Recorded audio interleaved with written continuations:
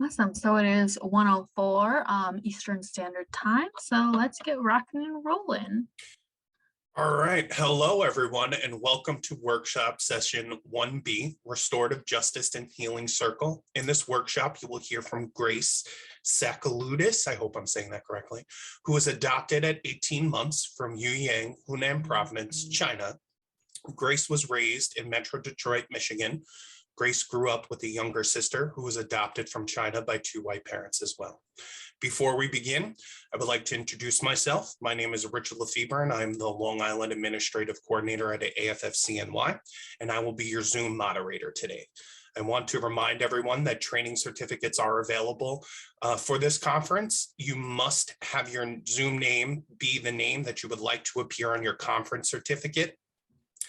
I will put links in the chat box that will guide you to our book table fundraiser and our conference workshop evaluations.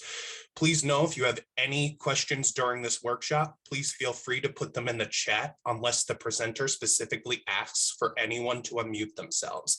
I will keep everyone muted for now so we can hear her speak clearly.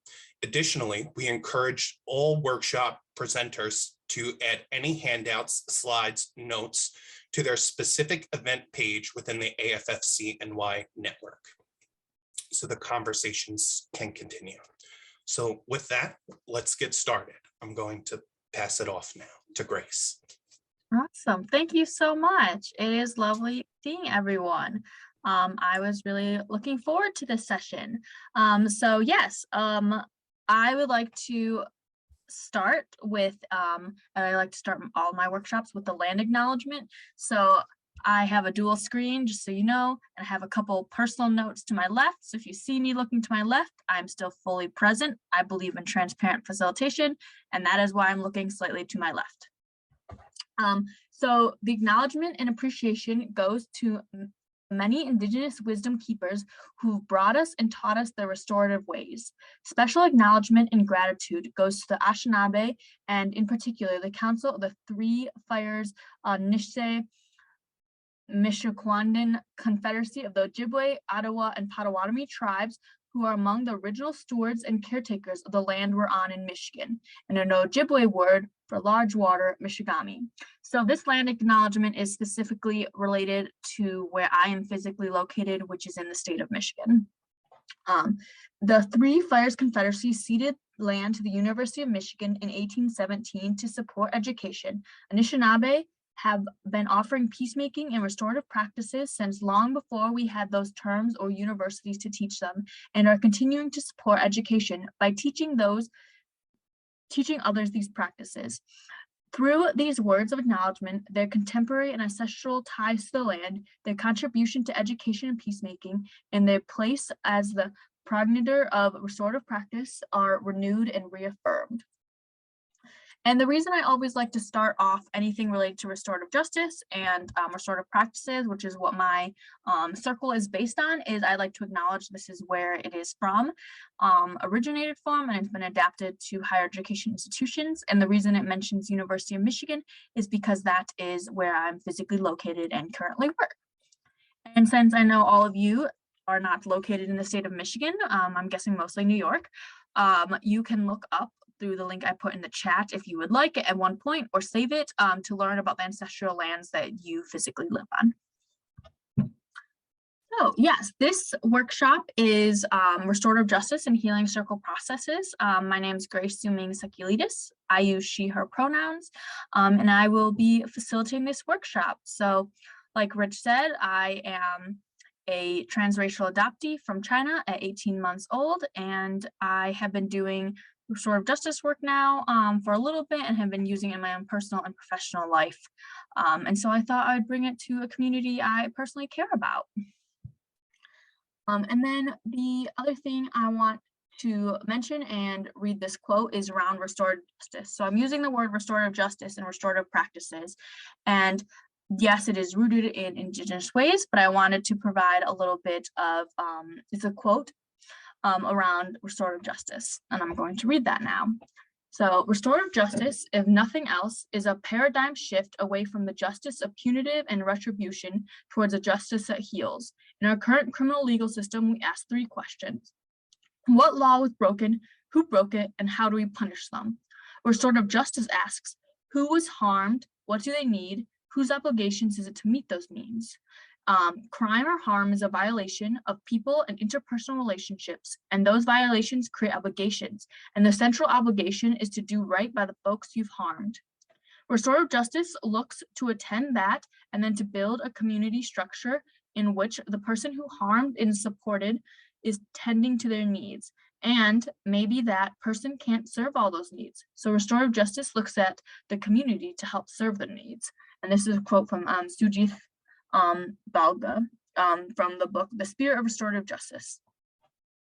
And the reason I wanted to quote that is, so restorative justice is a way of viewing accountability, crime, punishment with an equal amount of individual accountability with an community accountability. So whenever harm is done, it is never happens in a true vacuum.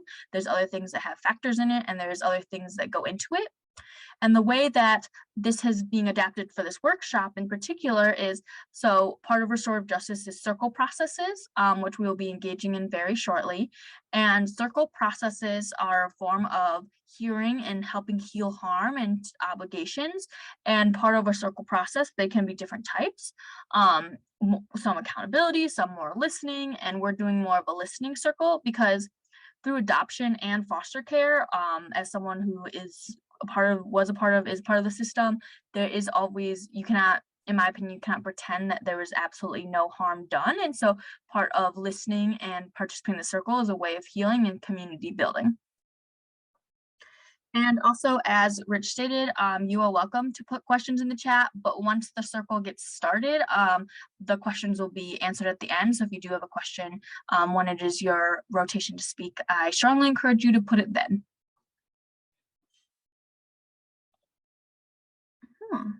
All right, so now we're going to get in it. That was my spiel at the beginning. And now really this is just a space for all of us, and I'm here to just facilitate this space in terms of participating. So the way the circle process works is if we were in person, we would physically all sit in a circle and we would have a talking piece. So for example, my supervisor who does this, has been doing this for a while, uses rose quartz because it is a stone of healing and a stone of good faith. So everyone may have a different center talking piece, but in Zoom situations, we are going to pass it. So for everyone who would like to participate in the circle, could you please put your name in the chat?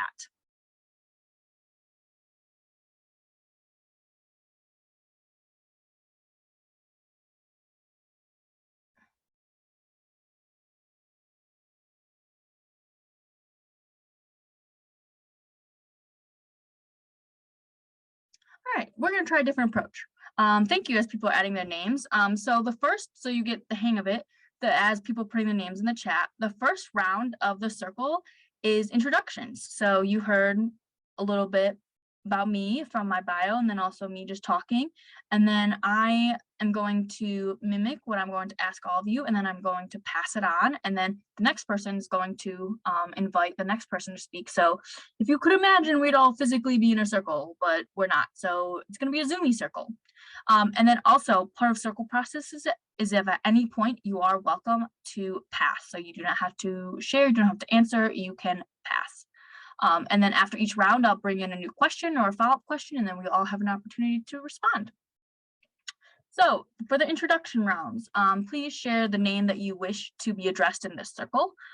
If you would like to share your pronouns, your relationship to adoption and or the foster care system, and then also where you are physically located. So I'll start. My name is Grace Suming Sekulidis. I use she, her pronouns. My relationship to foster care and adoption is I'm a transracial adoptee from China. And it is quite warm. It's 80 degrees here in Michigan, and last week we had snow. So this is very positive. And I'll pass it to Chimey. Yes, thank you. Me, Shemin. I'm Shemin. I am an adoptive parent I physically am in Long Island, New York, and I work with the communications team at the coalition. Is that it? And I'll pass it to, should I pass it to someone? Yes, please do. All right, John, since you're right after me. John Kirkman, go for it.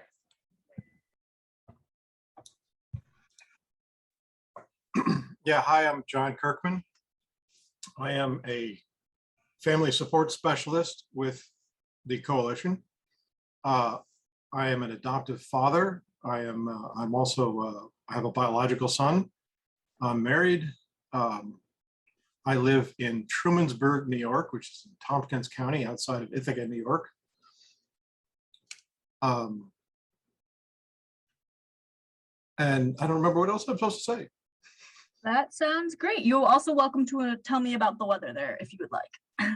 Oh, the weather is, the report says it's 73, but it feels like it's 80 and sunny. Very nice day. Thank you. Please pass it. How about Kim?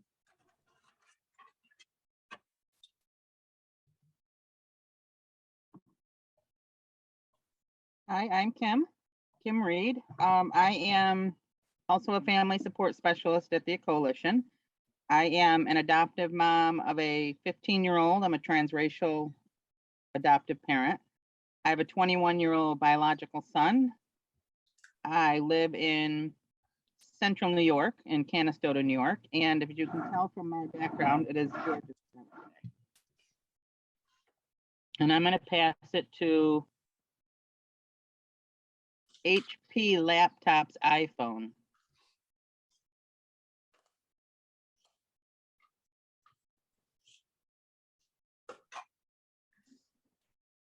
I think that's Karen.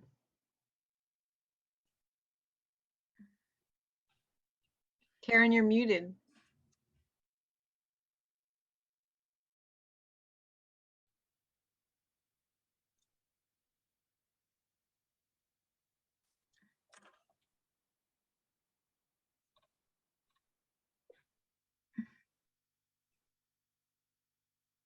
You're still muted, Karen.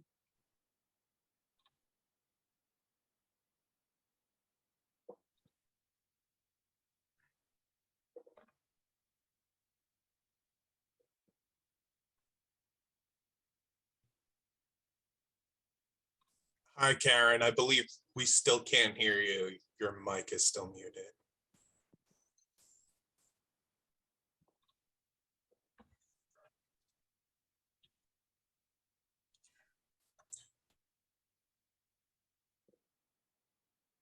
While Karen is adjusting her microphone settings, let's move to the next person.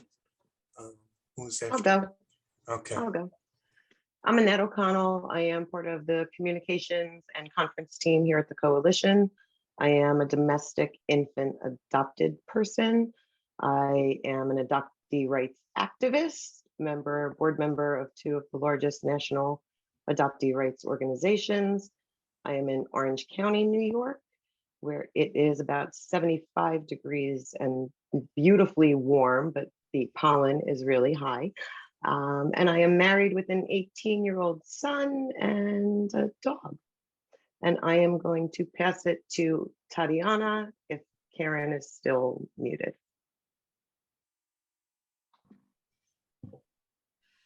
Hi, I'm Anna or Tatiana. I work as the administrative coordinator for AFFCNY's Ithaca office. I came to the adoption field through being a foster parent, and I have 3 adopted kids from foster care. I am in Ithaca, New York, where it is 82 degrees.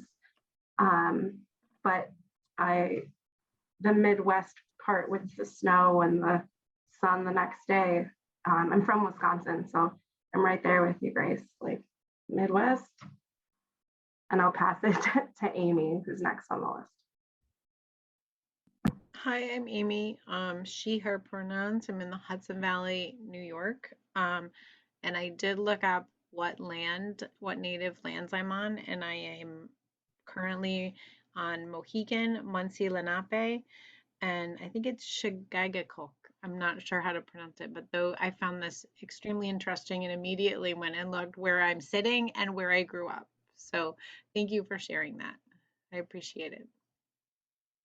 And I will send it to Yasmin. Good afternoon, everyone. I am Jasmine, doesn't really matter how you say it, it's the same pronunciation. I am a supervisor of foster care and preventive services in Westchester County, New York, which is right above the city in the Hudson Valley, with same as Amy. I've been doing this for about 14, 15 years. And I'm just excited to get all the information you guys have to share.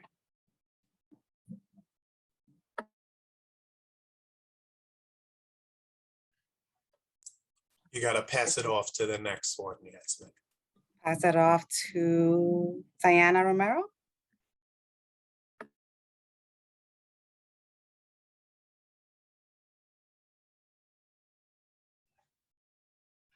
Thank you for letting us know. Then let's pass it off to Lisa.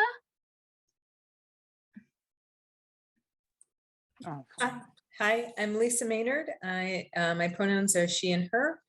I am in Pittsford, New York, where it's beautifully sunny and 83 degrees. I'm an adoptive parent. I am a therapist, specializes in adoption and women who've experienced trauma. And I'm also an implementation and training specialist with the Center for Adoption Support and Education based in Maryland. Ooh, okay, I have to pass it off. Let's see. How about to Michelle K.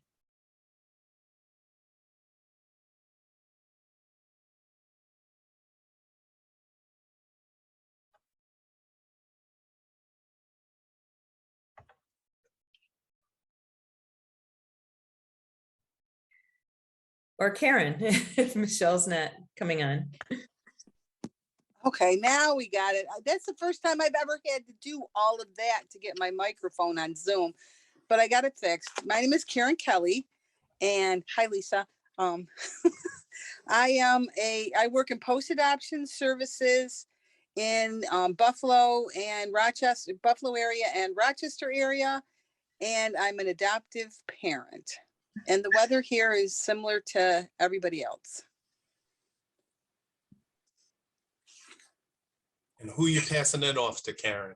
Okay, wait a minute. Now I got to find somebody. Let's see. Oh, shoot. I can't see anybody because I had to go off and come back on, so I can't see who else. It's all right. I'll volunteer myself. Hello, everyone. Thank My you. name is Richard Lefebvre. My pronouns are he, him. I'm currently Suffolk County, Long Island, on the native lands of the Unkachug and the Shinnecock Indian Nations. I'm jealous of everyone's saying that it's nice and warm and in the 80s. It's only 63 degrees here and breezy and cloudy. So you all have better weather than me. So I'm gonna pass it off to, who did we not hear from? Is that Ellen? Did Ellen go? I didn't. Thanks, Rich. Hey, I'm Ellen. I am a family support specialist with AFFCNY in the Central New York region. I'm an adult adoptee and a kinship parent. I live about 5 miles from the Onondaga Nation, and and the weather here is very, very, very warm, much warmer than I like at the moment.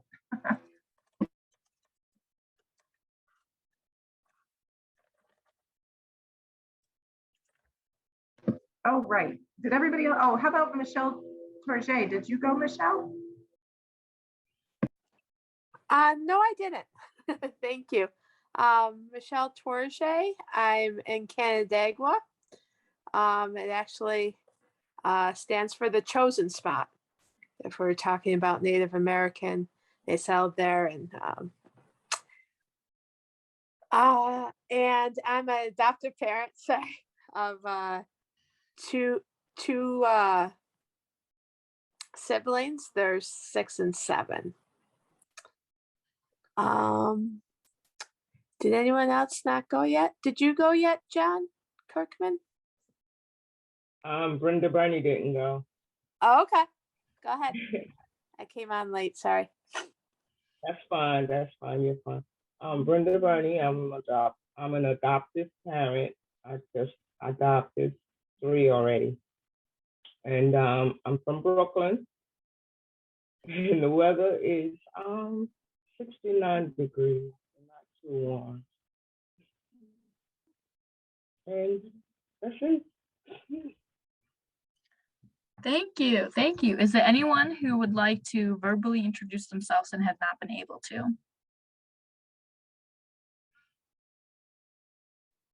Hi, yeah, this is Diana Romero. I am I guess, adoptive parent of a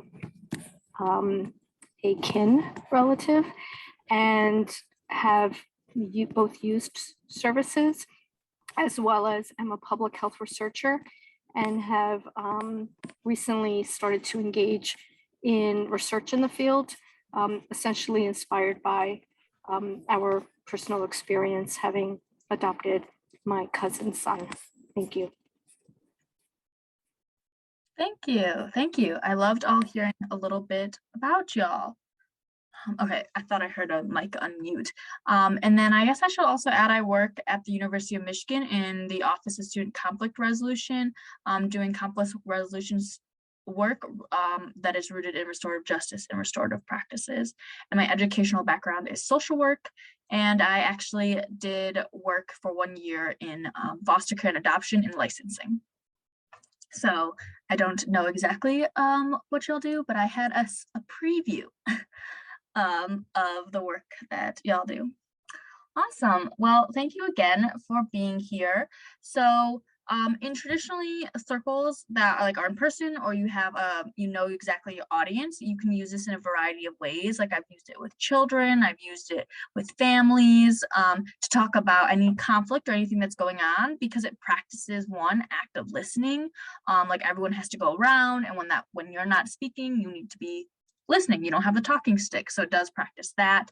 And then also it practices all just being in a circle. The reason indigenous people use circles is they're very systematic rotation of being in a circle. You physically see everyone who's present, their emotions, their reactions to harm. So if harm happened and the person who perpetuated harm is in the circle with the person who experienced the harm, they physically see their reactions and can see that impact, when sometimes if you are not in a circle or you're not able to face to face, you don't necessarily feel that impact of the harm that may have been perpetuated.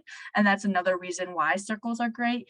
And then also the reason that I really love restorative practices and restorative justice is that you also have bystanders. I guess that some people use the word bystander, and in our terms we'll say community, because no harm ever just happens in a vacuum. So for example, if a child punches another child and there's classmates around and they're well, there was actually egging on that was happening and I did nothing, I just watched this kid punch someone, what is their responsibility as a community member to help address harm and to help mitigate harm? So it also gets in the practice of you're just not, you might be observing, but you're not truly an observer. You're part of this system and you're part of this community. So what impact did you have on that? Did you ask that person afterwards, are they okay, etc. Awesome. So, wow, I'm loving it. There is more people just joined. So the next prompt I'm going to ask you, everyone who'd like to participate, is how has your relationship with adoption and or foster care changed over time? Now that timeline can be however you would like to share. So I will start. So as a transracial adoptee, I was adopted by 2 white parents in the suburbs of Michigan, outside of the city of Detroit. And I grew up not really thinking much about adoption. I always knew I was adopted, cool, no issues, never had like issues with friends, like wondering why don't you look like your parents? We definitely had those questions, but it never like sunk into me, as those can be like a lot to process as a child. And then as I've gotten older and learned more about the grief process of adoption, and have learned more about like my own identity. So like growing up, people are just like, oh, you're like a banana, you're white on the inside but yellow on the outside, which is a microaggression that I didn't know as a child. And so I'm definitely more open about talking about it. I am definitely more in the processes of it, like naming, like, oh, my parents grew up with the colorblind theory, like we're all the same, like it's fine. But like being an adult and naming that like I had a different experience than my best friend growing up because I was Asian and I am Asian, and what does that mean? And so as the older I've gotten, I've definitely had moments when, not gonna lie, where I'm very frustrated with my adoptive parents, because I was like, why didn't we talk about race ever? Why am I learning about this at 20 years old, the understanding of race and who I am in society, and that when I step out into the world, society is going to view me a certain way, regardless of how I was raised. And then also practicing like understanding, growing up from a different time, educational resources, the internet was not as accessible when I was younger. So like that's all been some of the processing in my relationship to adoption that has changed over time, from like happy moments to frustrated moments to all the emotions in between. So I will pass to whoever would like to share.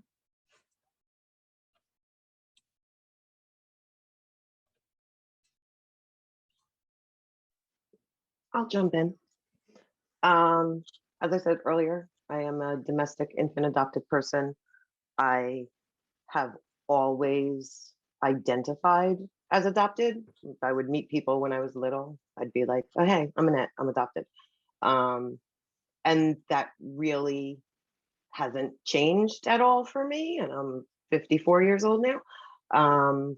What has changed for me is the realization of how much being adopted impacted my life. Hindsight is 20/20 vision in that respect.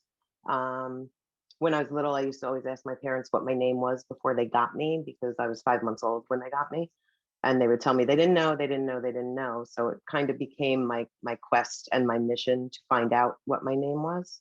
I became very active, as I said earlier, in adoptee rights. I was a leader in getting the law changed in the state of New York, where now adult adopted people in New York have the unrestricted right to request and obtain their original birth certificate. And that pushed me also to become a search angel. So I volunteer my time to help other adopted people find their biological families. So where I would say that I've always had, like I said, a very complex relationship with adoption, but it has literally defined who I became as an adult. And I still openly identify as being an adopted person. And I don't use the word adoptee. I think that that's kind of a fictitious word. If you look up synonyms for adoptee, you're not really going to find any. You'll find ward, charge, protege, or adopted child. And the infantilization of adopted people is something that bothers me. So I choose to use adopted person or adopted adult.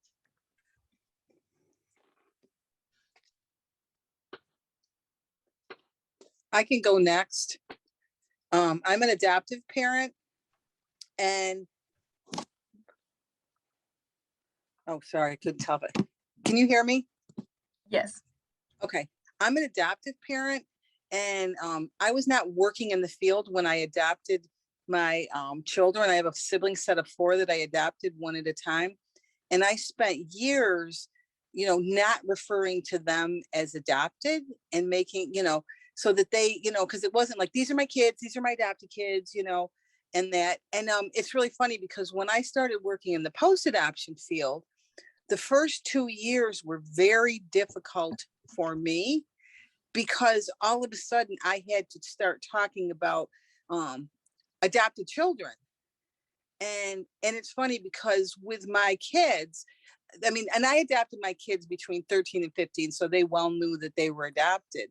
But it was interesting because it was very uncomfortable for me to talk about my work and trauma and learning all the things I did with my kids.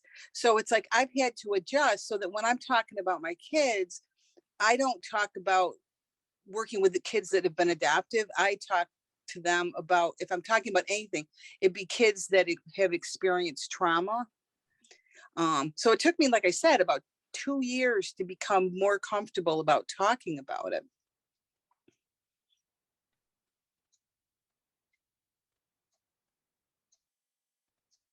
So I'll pass it to someone else.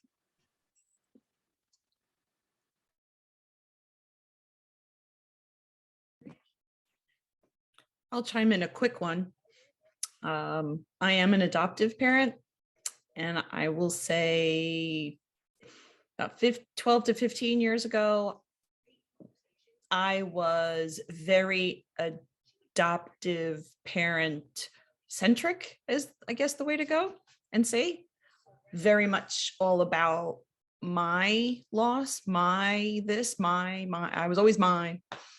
And then it took me a few years, met a bunch of wonderful people who I started to listen to and open my mind. And now I'm very much pro adoptive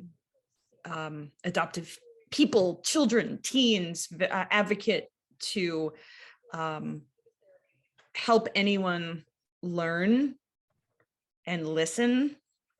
And one of those is on this call, on this Zoom, that helped me learn to have a different perspective and not just consider myself in this. This is not about just me. So I think that was the biggest thing I learned over the years. It was hard. I'm not going to say it was easy. It wasn't easy because I had to listen to everyone else and learn. And I did. And I'm very happy because it definitely benefited my family in ways that I can't even express. So, and I will pass to Lisa. Thanks, Shaman. Thank you. So I came to adoption. I'm an adoptive parent. My children were born in South Korea. They're now 35 and 32. I wanted to be a mom. Really, the only motivation I had to adopt was to be a mom. And Korea, the process at the time was pretty simple. There was a lot of news about infant adoption and how difficult it was and how costly it was and how scary it was. And so Korea was a good option for us at the time. I just thought I would be a mom. And in fact, it changed my life. And I, some of you who know me have heard me say this before, but the first day I was holding my son, I remember saying to him, you know, I'm your mommy. I'm holding his little face. He was 3.5 months old and 11 pounds. He was just this tiny little thing. And I was saying, I'm your mommy. And it just sort of hit me like, oh my God, he has a mother. And that mother is not me. I'm a mother as well. But I mean, his birth mother is important in his life and in my life. And it was transformational. It was a revelation. Which seems kind of silly when you pretty sure I didn't give birth, you know, but it was transformational. I went on, I was a leader in a parent group and then went on to start another parent organization with the help of AFFCNY and have made a career out of working with kids and families in adoption. And it was life-changing for me. And my kids are pretty amazing and have supported them in their efforts to search and sometimes push them to search when they're sort of not all that much into it, and processing adoption all along the way. So I don't know if anybody else wants to share.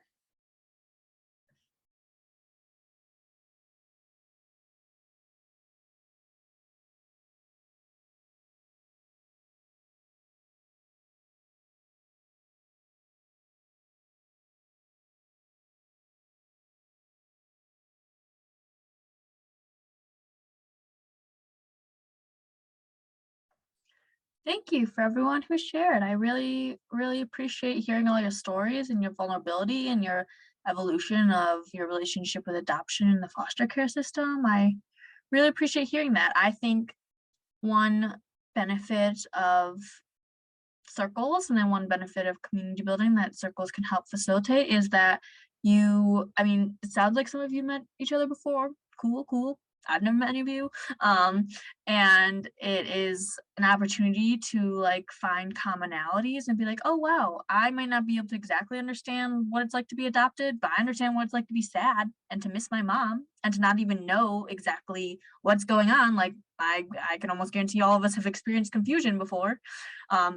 Might look differently, but we all can relate to that emotion. And so I think in circles and having the opportunity to process in a way that is truly one voice at a time, I really find it as a great community building skill across. And that's some ways that I have met fellow adoptees is have had so there was specifically for all Chinese adoptees, transracial Chinese adoptees, and we all did a circle process to just like talk because we're like, I didn't even know there's this many of you out there when there is a lot of adoptees out there and adoptive people out there, but sometimes you don't quite realize that when you're growing up and at least my community was not that large in where I grew up. I didn't grow up in New York City though. Awesome. So the next question I have for y'all is okay, acknowledging the time. Also, how could you potentially see circle processes or restorative practices be used in your personal or professional life?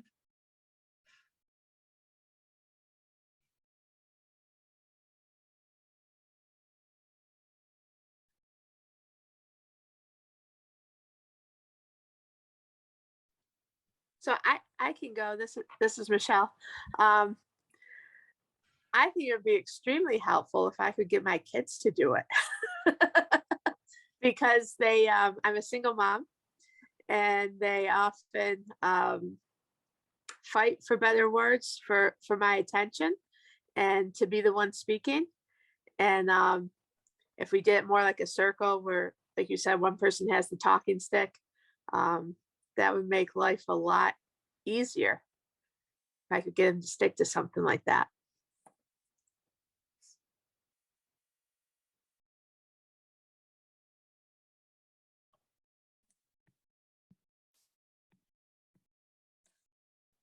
Hi, I can add to that. I think the approach, of circles, this sharing different perspectives and experiences could be helpful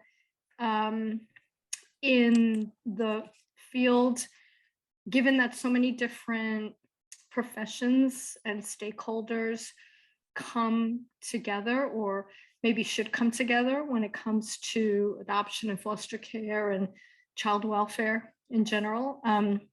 Just from my personal experience with our son, who I mentioned, we adopted 7 years ago, and is the son of a first cousin who is deceased. We have probably had a similar experience to many people in that we've engaged with professionals from the school system, from child protective services, from social services, mental health, unfortunately, juvenile justice as well, and the medical system, and probably more.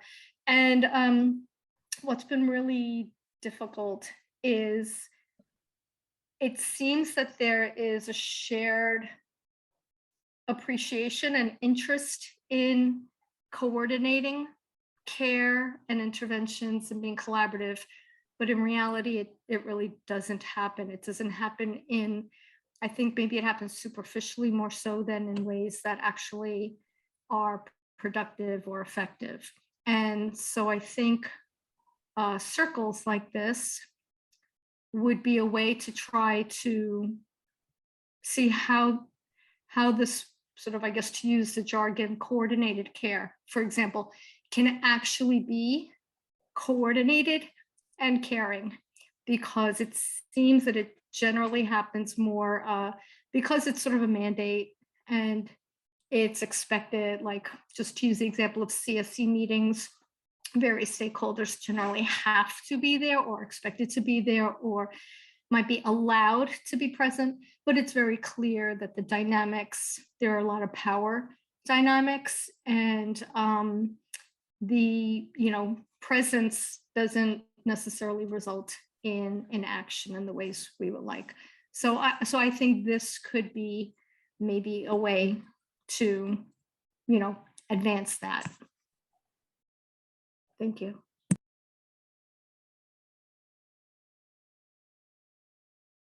Thank you, thank you. Is there anyone else who would like to share?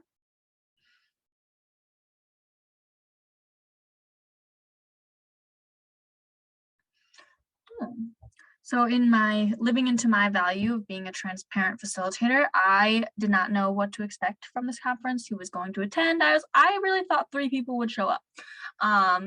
And so the way I prepared it, to be honest, was I had mostly questions for people who have experienced adoption like myself and has been through the system.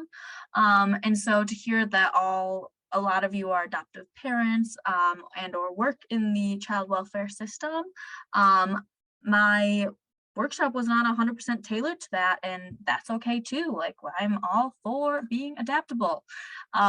So I really just want to open this space up for y'all. If there's anything like you have questions for me around like you could say the educational pieces of restorative justice and restorative practices and circle processes, or I am happy to open the floor. I can always think of another question for us to learn and listen from each other. This is your time, this is your space, your Zoom energy. So I really want it to be what you want it to be. So I am open to hear what y'all questions, comments, thoughts.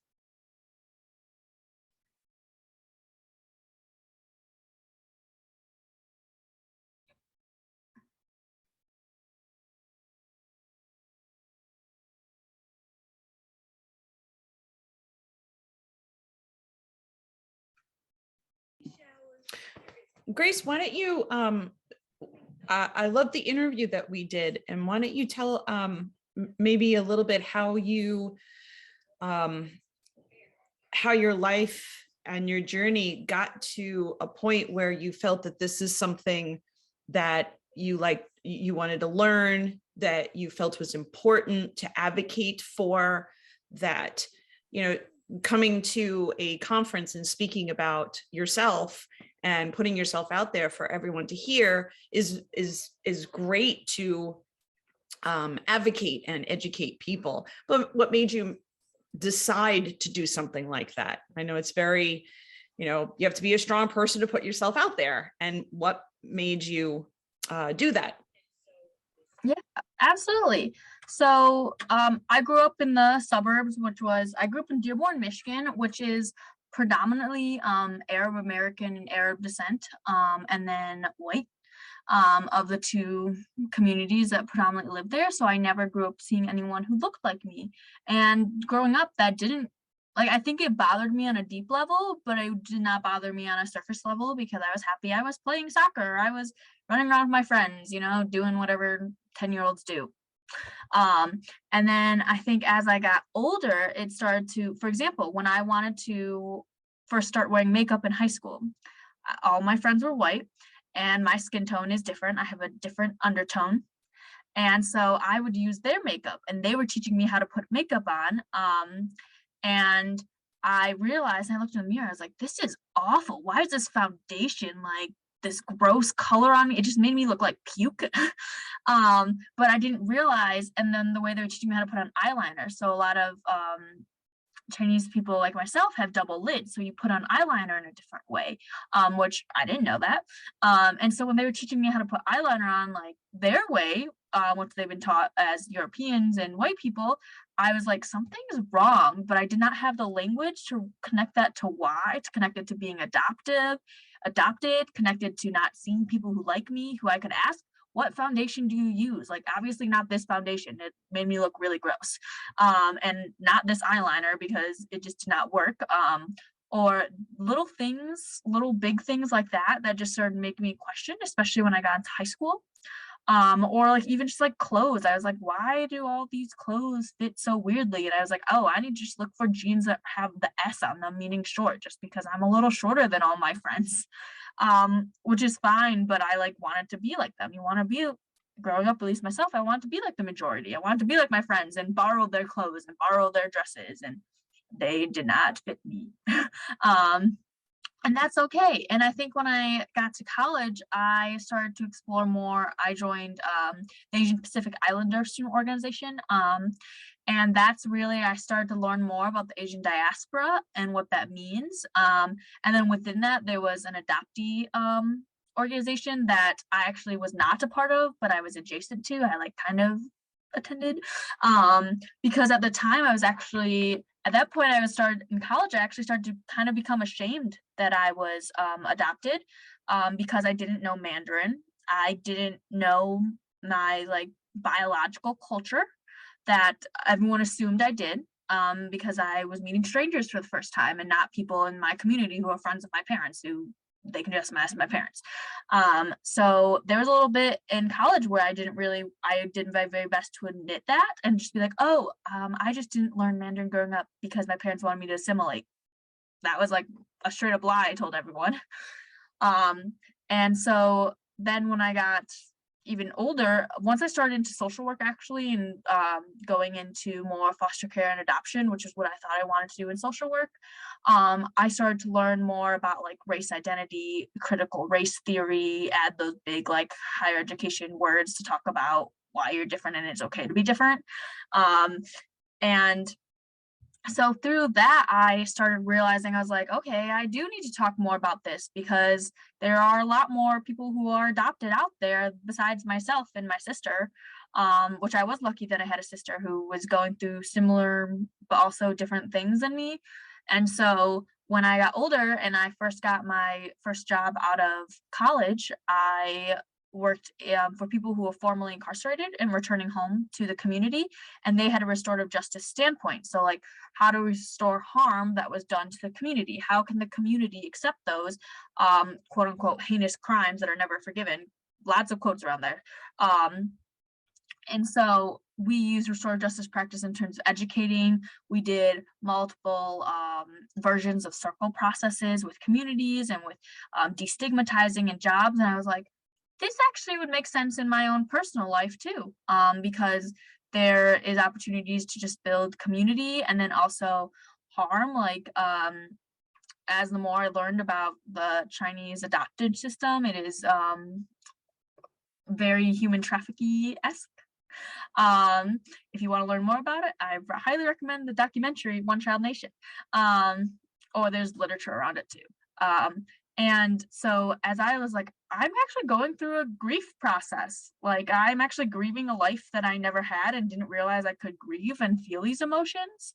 And so one way I was able to do that was through the idea of like restoring harm. So like I can't actually pinpoint that exact harm. Like I can't take the country of China and like yell at it. I could try, doesn't work.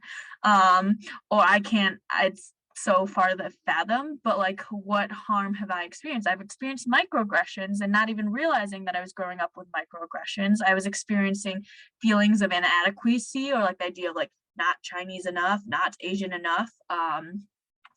And so those are harms that I've experienced. So how can I heal from those harms as like an individual? And through that is, I mean, with two people, it's not a circle, but you can kind of pretend.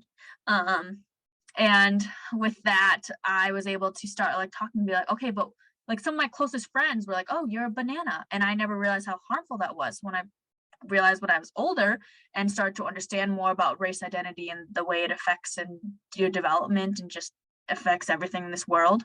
And I was able to have those conversations being like exploring the harm. I was like, okay, so what's the reason behind your saying that? Like, this is my opportunity to also tell you that I am harmed by that. It's not just a little comment, not a joke. I did experience harm from it, and like how do we repair it? Like what does it mean to go forward? And then so taking from what kind of like in the professional realm and education realm to my personal realm, and then now at my current job, I do restorative justice practices all the time, not just before, just a little bit, but now it's my full-time gig. And so I really believe in it. I really believe that's how we should approach harm and harm reduction. And so that's kind of like my journey to it, as like an adoptive person, and then also as a human and a young professional. Were you ever able to, with your learning of what you're doing now, were you ever able to overcome some of the conflicts that you had with your parents through this? Because you stated in the very beginning that you had some conflict with the fact that they weren't open and sharing your culture. So that way you had to, did that help in any way of what you're doing now, heal some of that with you and your parents, or was that is just in process? Yes, I would say it's definitely, there's been moments when, for example, at my master's program's graduation, it was online, but it was before it got moved to online. Thank you, 2020. It was planning, there was going to be an Asian graduation, like for anyone from graduate to master's to PhD. It was just something my university did. And I was planning to attend it. And my dad, for the life of him, couldn't understand why. He's like, why? Like, what's the point? Just another graduation. Like, part of it, he didn't want to go to another ceremony. And then part of it was that he didn't quite realize like how much that identity meant to me. He just always viewed me as his daughter. He didn't see the other identities that intersect with being a daughter. And so we did kind of a family-esque circle process where we were able to just like each share what we are feeling and like, okay, so this is Grace wants to go to this. Why does Grace want to go to this? And it gave us just an opportunity, because I think, especially for me, the hardest time to actively listen is with my family. Personally, that's for me. And so bringing what I do for work and that like structure into like my family and being able to practice active listening with them, I think is really important. And that's one thing the circle did for us as a family around that. And that actually, it worked out, and we would have gone in person if it existed. Oh, I saw a hand raised. Yeah, that's me. Sorry. Yeah, active listening is hard work sometimes, right? I so appreciate you sharing your story. And, you know, adoption, as it was originally framed, was intended to be as if born to, right? So your parents didn't acknowledge the differences. My parents, even though I resembled them and that we were, you know, all white, they didn't acknowledge the differences. And I think that had there been a restorative circle, had there been active listening, instead of just when I would ask questions, they would shut me down and say, well, what difference does it make? You know, you're our daughter. Instead of acknowledging that, yeah, there was harm done to me. And I, you know, as a child, I wasn't able to always verbalize it properly. But I love the idea of the active listening and of the restorative circle, because I think that, you know, that's where things are going to get changed. And that's where you get to really understand people. And sometimes sitting in that uncomfortable space where there's that awkward silence really brings about a lot of change as well. I am curious to know though, you mentioned a few times that you didn't know Mandarin. Did you ever learn it? Have you ever learned it? Have you ever looked into it more? Yes, I have attempted Duolingo. Not very successful. I try. I run out those little like points, and then they're like, oh, you got to pay. And I was like, well, I'll just wait another 24 hours to do it. But I do hope that to take classes, now that I'm working at an institution, they'll like cover some classes for you. So I am hoping to get into that once I hit my year. So that's a benefit after a year. So I am hoping to engage in that way. And I did take, and I think this is great for anyone for any cultures, I did take like a class, just an online Zoom class around Lunar New Year or Chinese New Year to understand the history and the origin. And I thought that was really healing. That was like a great educational tool for healing, because it's like, that's a celebration that would have been huge in my life had I grown up in China. So I think that's another way of like in my opinion, like bringing in your child's culture without like being like, sorry, you didn't get to experience this, but like, let's learn about it together. Let's do it together. Let's learn about Chinese New Year together. Yeah, I have friends of mine who have 2 adopted teenage boys, and their boys are around the same age as my son, and they went to school together. So, we became friendly, lived in the same neighborhood, that type of thing. And upon starting to speak to me about adoption, they started realizing a lot more of maybe, things that they should address with their sons, and started realizing how much they overshared their sons' stories. They'd be like, oh, well, they came from blah, blah, blah, blah, and their parents, da, da, da, da, da. And I was like, that's their story. You shouldn't be telling everybody in the world that. That's their story. But one of the things that I so admire is that, and there's no transracial aspect to their adoptions. But what they did is they all did DNA testing so that they could see what everyone's, including themselves, what everyone's nationalities were, and try to find a commonality and to ask their boys, well, this is what you are. And what would you like to know? What would you like us to look into? Let's learn about it together. And I thought that was like a really great idea. I love that. Yeah, and that's without them even realizing that's a restorative practice. So a lot of times we talk about what are we going to do to you? You came home late from curfew, you missed a deadline. What's going to happen to you? But we don't talk about what are we going to do with you? So restorative justice and practices are very with. So together, we're going to take a DNA test together. You miss a bunch of deadlines. We're going to talk about together what's our organizational strategies. We're not just gonna, in my opinion, like just yelling at someone for missing like the same deadline repeat. There's a pattern. Like, let's talk about with you. I'm using with wrongly, but it's together. With, together, collaboration, all those words. Mm-hmm. Yeah, that's great. Thank you. And then I'll just say, as people who may be facilitating restorative practices and restorative justice, I think it's really important, as I started off with a land acknowledgement at the very beginning. I don't think you need to read a full-fledged land acknowledgement every single time, but I think it's important to state that like this practice is not, I didn't magically create it. Like U of M didn't magically create restorative justice. It's been around for hundreds society. And so I think it's always important to name that as you start it, even if it's like adapting the language to the community you're working with. So if you're like working with 6-year-olds, you might adapt the language a little bit, versus if you're working with 50-year-olds or 20-year-olds or whatever community you're working with. And I think that is something that's really important. So I don't want, one of my hopes that y'all take away from this workshop is that restorative practice and restorative justice is not a new thing that was invented by the Eurocentric standard. It has been a long time running, and there's traces back to it to a variety of indigenous people across the world. And then the other thing is like facilitators of restorative justice. So the way I plan circles is I normally would do a introduction round. And so you build trust. You want to work on building trust. Like, this is what we're here for. Then a lot of times we will do a values round. Like, what values do we want to get brought into the circle? So like someone might be like active listening, respect, what stays here, what says here stays here, what learns here leaves here, or a variation of that.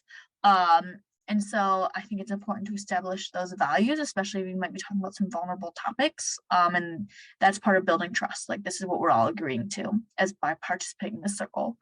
And then I normally prepare a couple questions, or like rounds is what I will call them. So like, for example, I asked a couple of my questions in this round, like, how's your relationship to foster care and adoption changed? And then everyone had the opportunity to answer or pass their choice. And so a lot of times I'll start with like the idealistic. So how would you ideally like to play with your brother?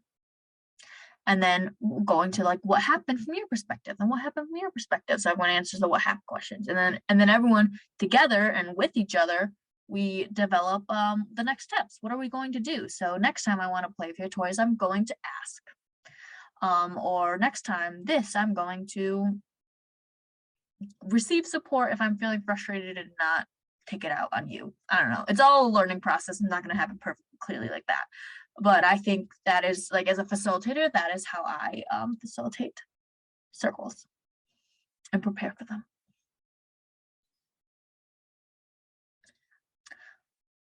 So I do know it's 2:04 and this does go till 2:15. And I also know that you might be on, knowing the online conferences I've been to, you are on Zoom for a minute.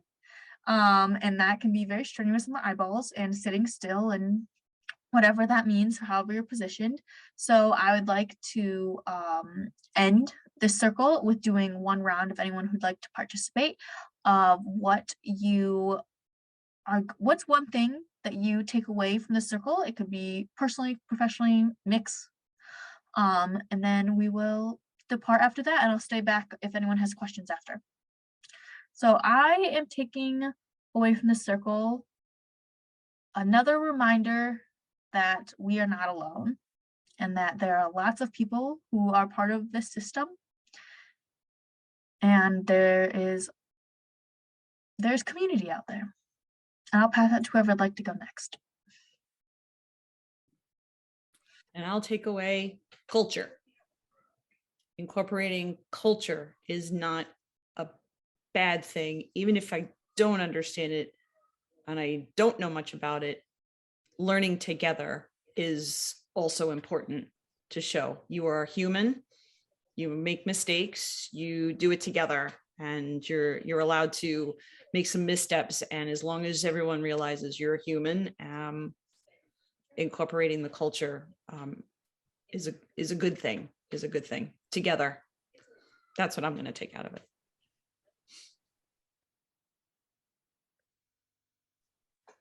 I'm sorry, Hi, I had to this go is off Michelle. camera because, Oh, go ahead. No, go ahead. No, I was just gonna say that I take out of it that everyone has a journey, and it's a gift to hear other people's journeys.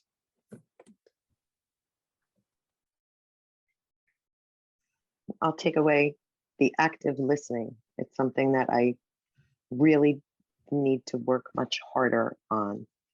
I think growing up around the New York City area, interrupting and saying what you have to say has been so much a part of who I am that I actually need to work much harder on that. So thank you for bringing that to the forefront as well.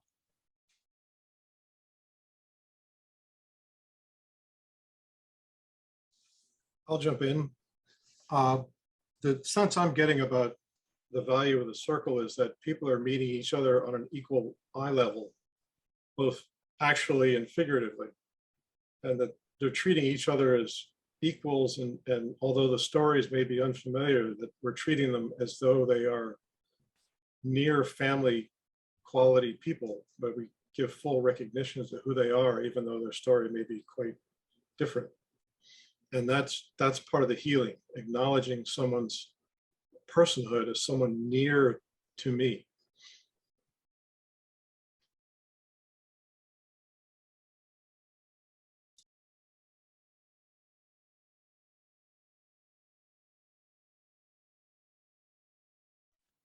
I'd also like to add acceptance, because that goes along with what you just said, John. I think about being on an eye level, being on someone's level and accepting someone where they are, I think comes into play as far as the circle goes as well.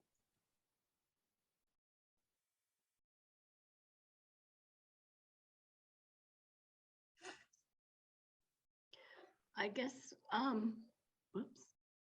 I don't know if you can hear me. Hi, this is Michelle. And I will try not to cough, but what really struck me or resonated was Grace talking about the Asian graduation and just the looking forward to it and the feeling of being with people of the same background. If you're not raised in that background, I can relate to that.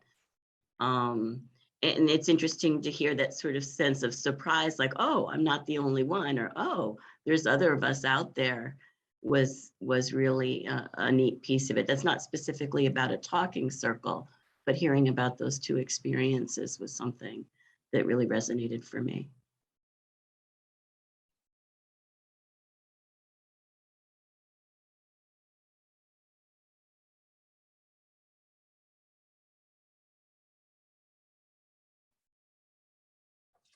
Thank you. Thank you for everyone who shared. I always love hearing that. I love being in community, love affirmations, and also acknowledging Edna put something in the chat, open your mind and heart to new learning and sharing.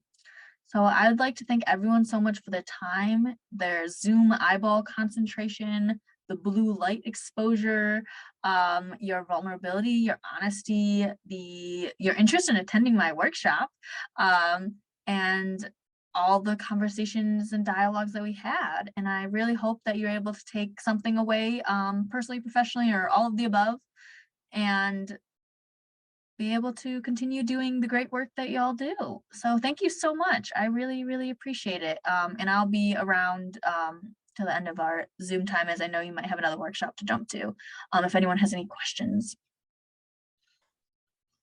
Thank you, Grace. Thank you so much, Grace, and thank you for the switcheroo for our schedule as well. Much appreciated. So yeah, so we'll keep this room open for like another 5 minutes or so. If you're going back to a B, you probably don't have to leave because we use the same links, but we will shut it down and open it back up again. So we'll be doing that shortly.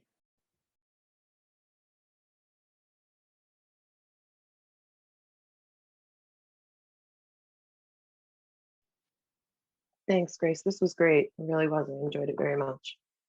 Thank you. Thank you. I reiterate what Claudia said about thank you for the switcheroo.